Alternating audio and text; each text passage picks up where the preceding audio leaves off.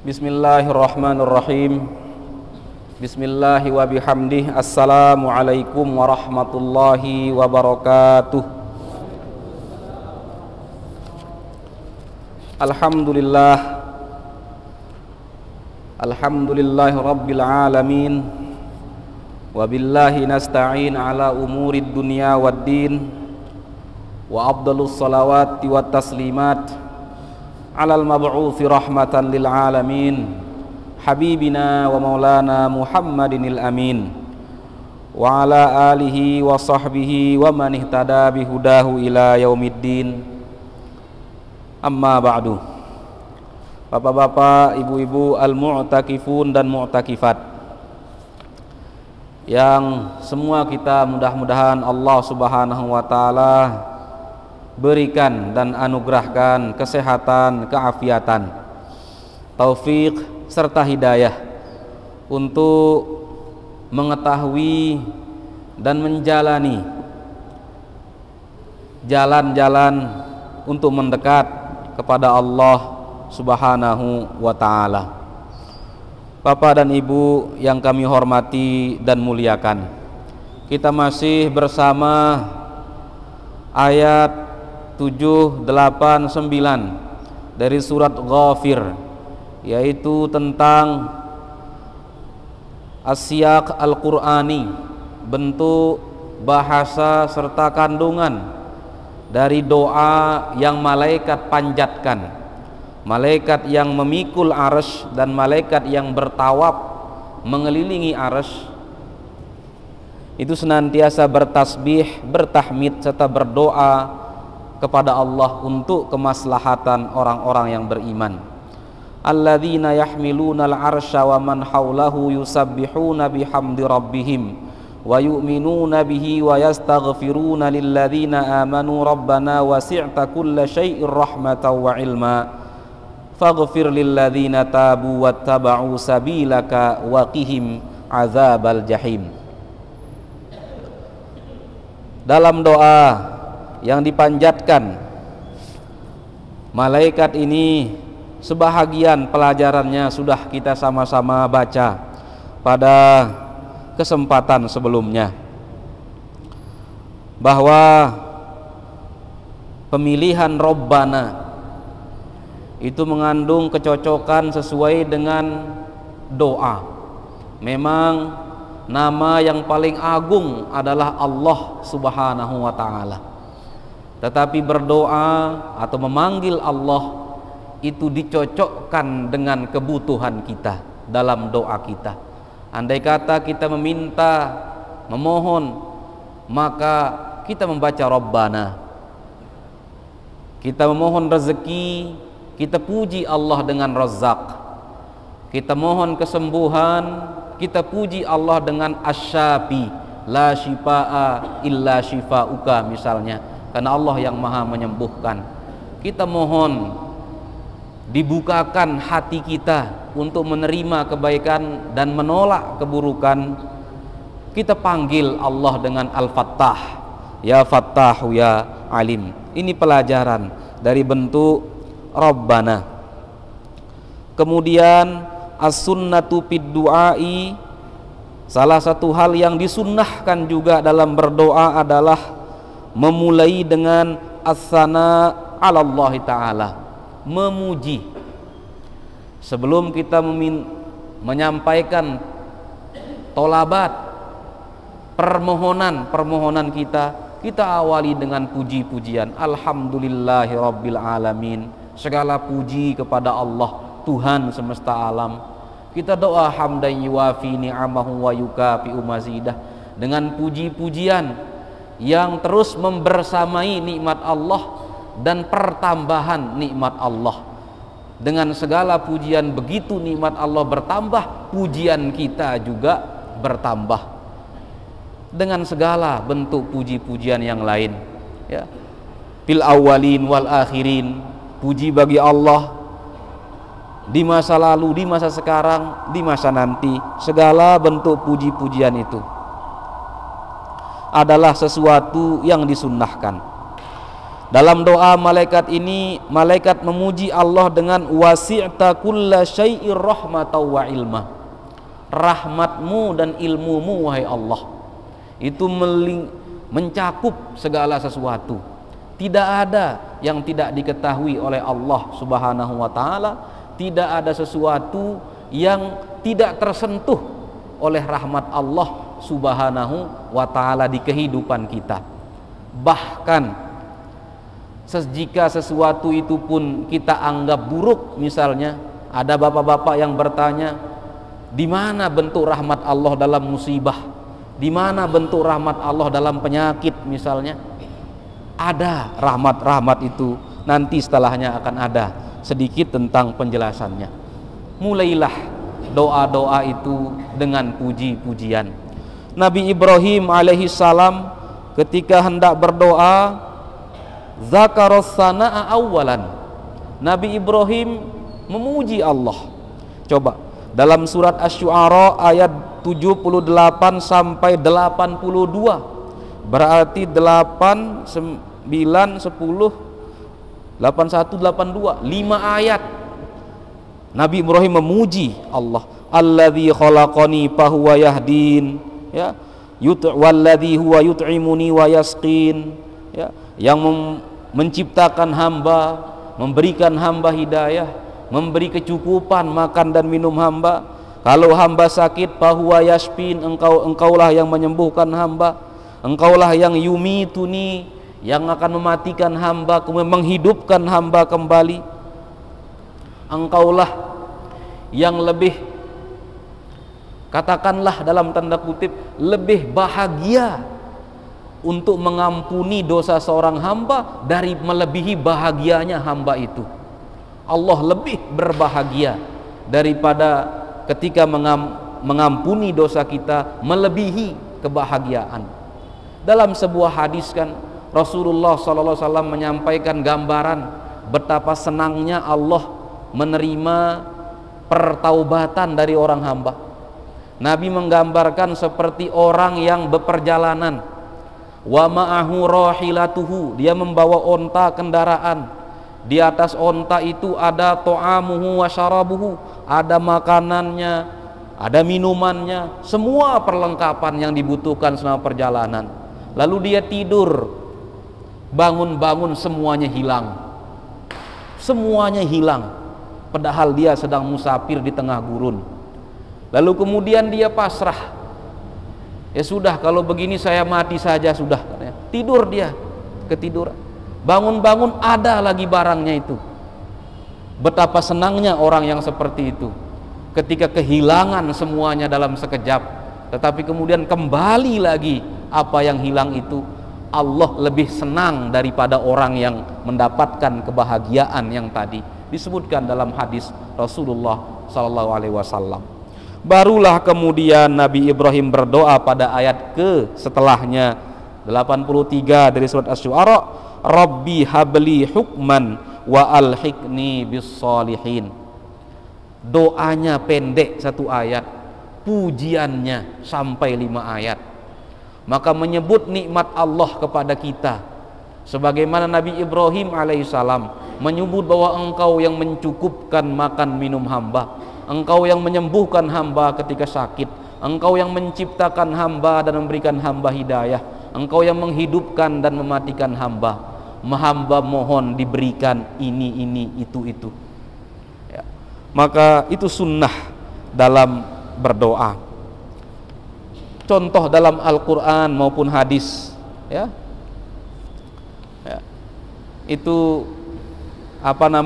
banyak sekali, ya.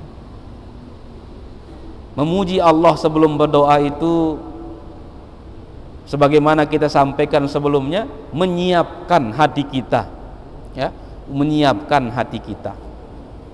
Bapak Ibu yang kami hormati dan muliakan, dalam potongan doa tadi malaikat menyebut 3 sifat dari Allah. Rabbana, yaitu ar-rububiyah. Kemudian wasi'ta kulla syai'in rahmatan wa ilma, sifat ar-rububiyah, rahmat dan ilmu, ya, rahmat dan ilmu.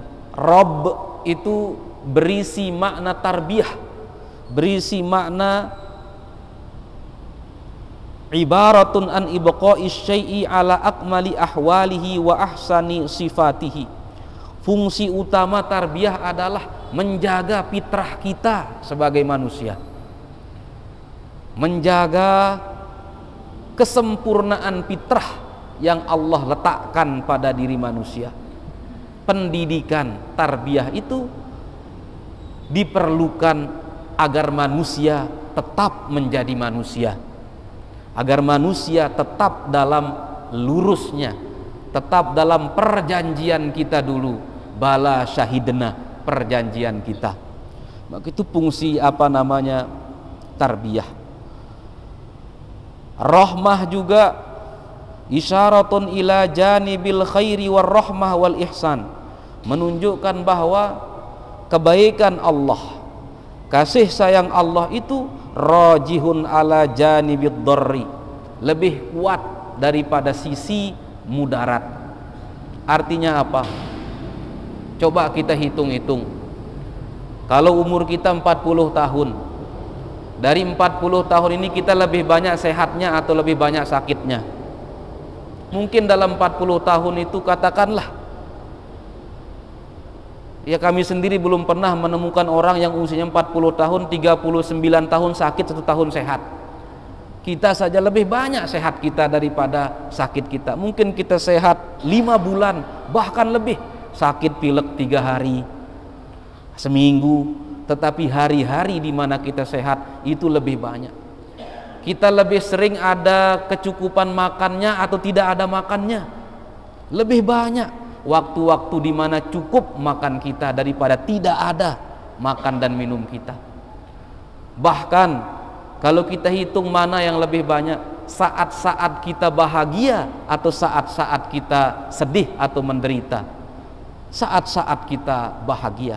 Bahkan ketika orang tua kita saja meninggal misalnya, memang ada waktu kita sedih, tetapi kalau kita hitung lebih banyak Allah membuat kita bisa menghadapi kesedihan itu. Maka sisi kebaikan, sisi rahmat, siapapun akan pasti mengatakan itu lebih kuat daripada sisi mudarat yang Allah timpakan kepada kita. Maka Allah Subhanahu wa taala innama khalaqal khalqa lirrahmati wal khairi la lil idrari wasyarri. Ini prinsip. Allah menciptakan sesuatu tidak pernah untuk membahayakan kita walaupun terjadi bahaya. Allah menciptakan ular kobra misalnya, ya. Apakah untuk membuat kita terluka? Allah menciptakan harimau, Allah menciptakan racun, Allah menciptakan virus. Apakah itu untuk membuat kita menderita? Tidak. Penciptaan Allah itu lirrahmati wal khairi, untuk rahmat dan kebaikan. Coba kalau kita perhatikan, musibah yang menimpa kita itu selalu bisa masuk akal, bahkan oleh kita sendiri. Tetapi rezeki yang kita dapatkan kadang-kadang tidak masuk akal, lebih dari hitungan akal kita. Tetapi musibah yang menimpa kita selalu bisa masuk akal.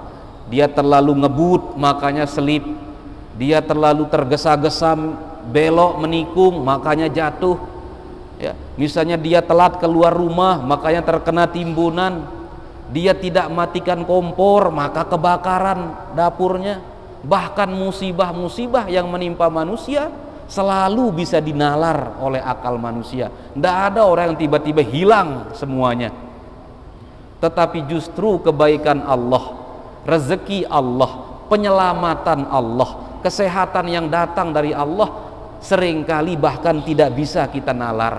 Ada orang yang tidak pernah menduga dia bisa untung banyak dalam perdagangannya, padahal dalam hitung-hitungannya mungkin tidak seperti itu, ya. Ini prinsip bahwa kita harus memiliki satu keyakinan bahwa Allah menciptakan makhluk apapun lirrahmati wal khairi, untuk kasih sayang dan untuk kebaikan. Penyalahgunaan gangguan-gangguan yang dilakukan satu makhluk kepada makhluk yang lain, itu yang menimbulkan mudarat. Sehingga wasi'ta kulla syai'in rahmah, rahmat Allah itu mencakup segala sesuatu, termasuk sesuatu itu sebuah keburukan. Fakullu wujudin faqad nala min rahmatillahi ta'ala nasiban. Setiap yang ada itu pasti mendapatkan porsi rahmat Allah subhanahu wa ta'ala. Bahkan keberadaan kita ini rahmat. Adanya kita pada malam hari ini, masih hidupnya kita pada hari ini, itu adalah rahmat Allah subhanahu wa ta'ala. Pelajaran selanjutnya adalah malaikat ketika berdoa mendahulukan rahmat daripada ilmu. Wasi'ta kulla syai'ir rahmatan wa ilma. Ya Allah, rahmatmu mencakup segala sesuatu, begitu pula ilmumu. Ya. Maka di sini ada sebuah pelajaran. Ya.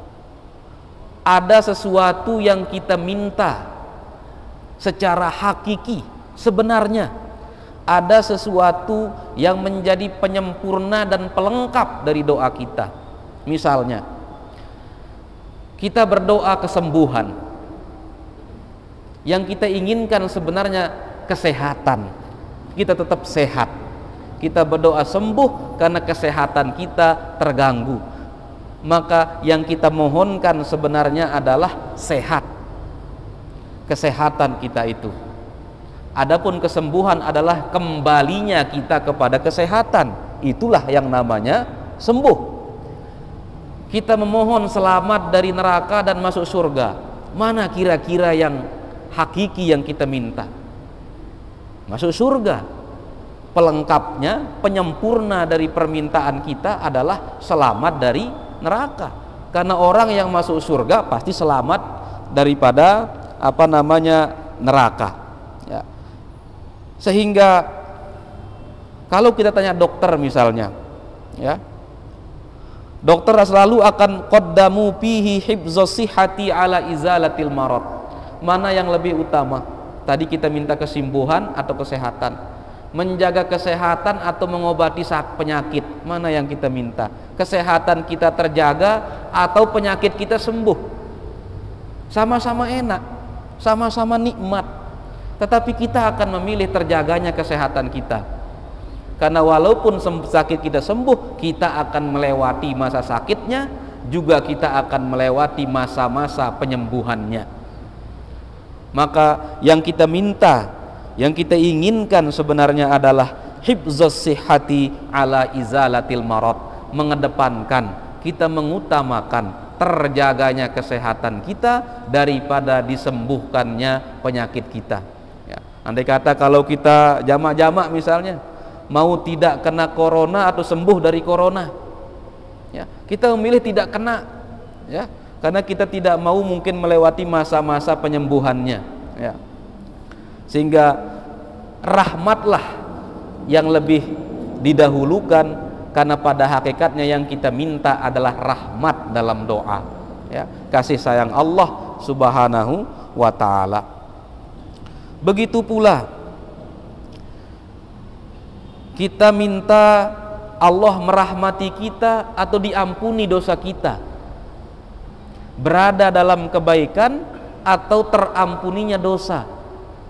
Sesungguhnya yang kita inginkan adalah berada terus dalam kebaikan, karena diampuninya dosa itu berarti kita pernah melakukan dosa, pernah melakukan maksiat, kemudian dari maksiat itulah ada pengampunan. Tidak ada maghfirah untuk orang yang tidak pernah berdosa, sehingga Rasulullah SAW tidak mendapatkan ampunan dalam bentuk ampunan setelah melakukan kesalahan. Ya, ampunan dalam bentuk setelah melakukan kesalahan. Ayat ini juga tadi kita sampaikan, bahkan keburukan pun, kejelekan pun Allah yang menciptakan, dan ada sisi-sisi rahmat Allah, kebaikan dalam keburukan. Ya, banyak anak-anak muda kita yang bertanya, kalau begitu apa atau kenapa katanya Allah menciptakan kejahatan, Allah menciptakan kekafiran, sementara kita ditugaskan untuk berdakwah kepada kebaikan, tetapi Allah yang menciptakan kemaksiatan. Yang pertama, jangan pernah bertanya kenapa. Jangan pernah bertanya kenapa Allah menciptakan begini, keburukan begitu, jangan. La yus'alu amma yaf'alu wa hum yus'alun. Allah tidak ada yang bertanya kepada Allah mengapa begini. Kita yang ditanya oleh malaikat mengapa kita melakukan sesuatu. Ya. Sekali lagi Allah berfirman, la yus'alu amma yaf'alu wa hum yus'alun. Allah itu tidak ditanya tentang perbuatannya. Tidak ada yang nanya-nanya Allah mengapa ini. Kita yang ditanya nanti oleh malaikat, bahkan oleh makhluk juga sekali dunia. Mengapa laporannya begini? Mengapa tidak pulang sekolah padahal sudah jam 3 misalnya, jam 3 siang? Kita yang ditanya. Yang kita tanyakan itu adalah hikmah dari penciptaan. Kalau sebab asli, alasan asli itu wallahu a'lam, la yus'alu amma yaf'al wa hum yus'alun. Allah tidak ditanya mengapa, kita yang ditanya kenapa. Di antara hikmah diciptakan keburukan itu adalah hurriyatul ikhtiyari wat taklif, kata ulama. Makna taklif itu pembebanan. Kita disuruh oleh Allah untuk melakukan kebaikan, tetap berada dalam kebaikan, dan ini tidak akan bisa terlaksana kecuali ada ujiannya. Ya, tidak terjadi kecuali ada ujiannya. Kalau ingin mengetahui orang yang lihai naik sepeda motor ketika ujian SIM, dibuatkan dia macam itu. Padahal andai kata jalan raya benar-benar seperti itu, mungkin kita turun dari sepeda motor, tidak berani kita, tikungannya begitu tajam dan pendek. Tetapi itulah ujiannya. Ujian, bisakah kita tetap berada dalam kebaikan? Allah menciptakan jebakan-jebakan, ya. Dan dengan ujian itu kita bisa lulus, dan lulus itu yang memuliakan kita. Salah satu mahfuzat yang guru selalu sampaikan di musim-musim ujian sekolah adalah bil imtihani yukramul mar'u au yuhanu. Dengan ujianlah seseorang akan menjadi mulia atau terhina. Dengan ujian kehidupan ini, kalau sukses kita lewati dia, kita akan minal mukromin, menjadi orang yang termuliakan atau menjadi orang yang terjerembab di dalam kehinaan. Yang kedua, al khairu huwal aslu wasyarru huwal istisna. Dapat datangnya keburukan itu pasti karena kesalahan dalam melakukan kebaikan, adanya error. Tidak ada keburukan yang menjadi fitrah, ya. Kebaikan yang menjadi fitrah manusia, keburukan itu diajarkan. Kebaikan adalah fitrah, keburukan, kejahatan itu diajarkan. Itu maksudnya hakikat dasar manusia itu adalah kebaikan. Adapun ketika kejahatan itu terjadi, dia lakukan, itu dia sudah keluar dari fitrahnya. Sehat itu asli, sakit itu sakit, sakit itu pengecualian karena kita diciptakan dalam keadaan sehat misalnya, ya. Sehingga apapun yang namanya kemaksiatan, keburukan, kejahatan, ya, itu bukan asli fitrah manusia, ya. Fitrah manusia itu adalah siap dengan kebaikan, ahsani takwim, dengan sebaik-baik penciptaan. Laqad khalaqnal insan fi ahsani takwim, sebaik-baik fisiknya segala macam, ya. Kadangkala juga kata ulama,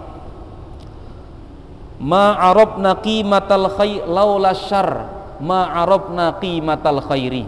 Kalaulah bukan karena keburukan, kita menjadi lalai terhadap berharganya kebaikan. Ya. Ada orang mengatakan misalnya, kalaulah bukan karena kehilangan, kita tidak bisa menghargai arti daripada pertemuan. Kita lebih memaknai syukur kita terhadap sehat ketika sehat itu diambil dari kita. Ya, setelah misalnya kita tidak kuat lagi melangkah, di situ betapa bermaknanya sehatnya kaki. Ketika orang sudah tidak bisa lagi melangkahkan kakinya, maka qimatul khair, nilai dari sebuah kebaikan itu kadangkala semakin nampak dengan menunjukkan perlawanannya, ya. Dalam gambaran lain misalnya, kita akan semakin bersyukur bahwa anak kita tidak melakukan kejahatan-kejahatan setelah kita menonton berita di mana misalnya di kejauhan sana ada anak-anak orang yang melakukan kejahatan. Di situ kita syukur, alhamdulillah, untung anak-anak saya tidak seperti itu. Justru wajah kebaikan itu semakin kita kenal dengan adanya lawannya, yaitu keburukan. Maka apresiasi, penghargaan, kesyukuran kita terhadap kesehatan misalnya, yazdadu inda wujudil maradi, justru semakin bertambah ketika sakit. Ya.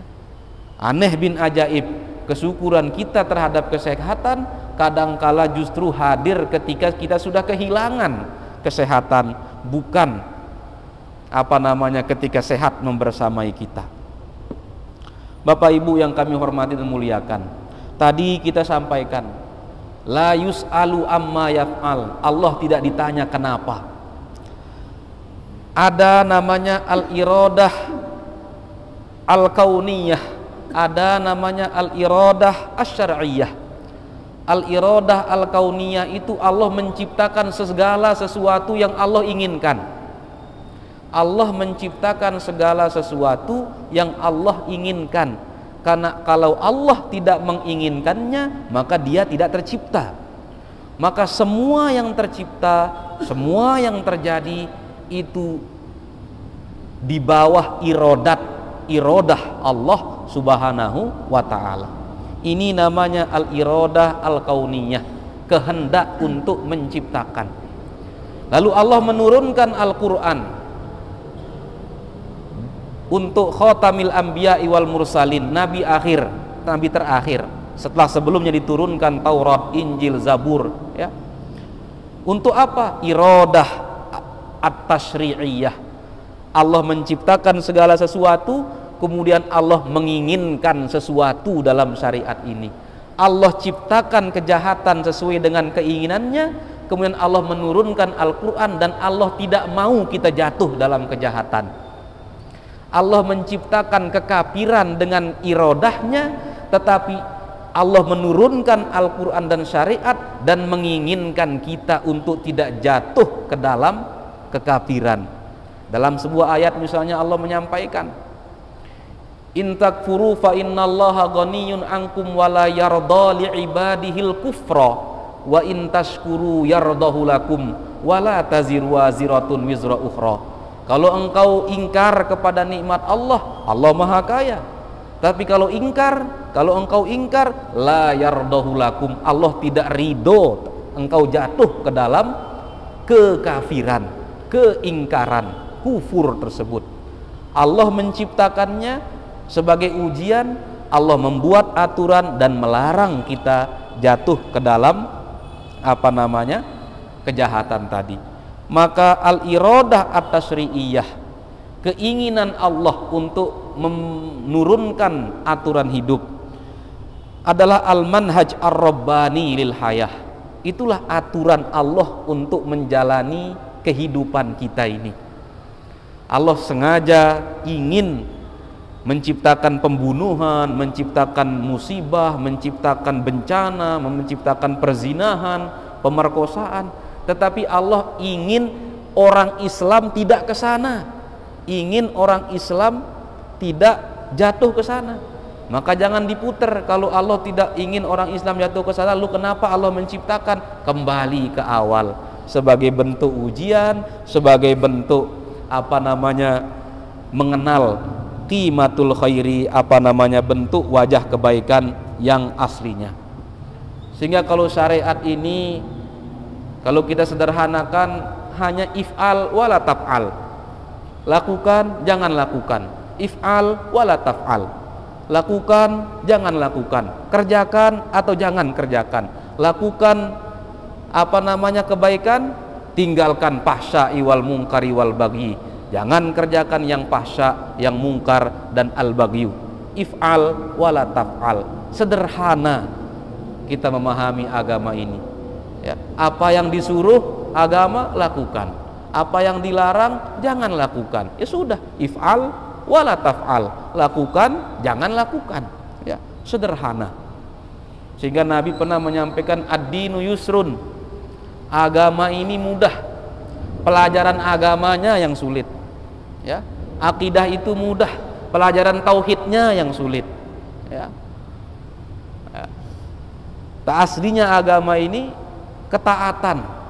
Ya. Ketaatan if'al wala taf'al. Kemudian ada juga Allah sampaikan dalam satu ayat ketika Allah menceritakan tentang siksa neraka dan seterusnya, Allah menyambung ayat tersebut dengan firman, "Dzalika yukhawwifu bihi ibadahu ya ibadi fattaqun." Allah ceritakan neraka dan siksanya itu yukhawwifu bihi ibadahu, untuk menghadirkan rasa takut di hati orang-orang yang beriman. Anak kecil saja misalnya, karena masih polosnya, tidak takut yang namanya jatuh kalau benar-benar merasakan jatuh. Sehingga kebanyakan kita orang tua yang khawatir sampai kelinggitan kita kalau lihat anak kecil itu. Mereka belum paham sakitnya jatuh sebelum benar-benar tahu yang namanya jatuh.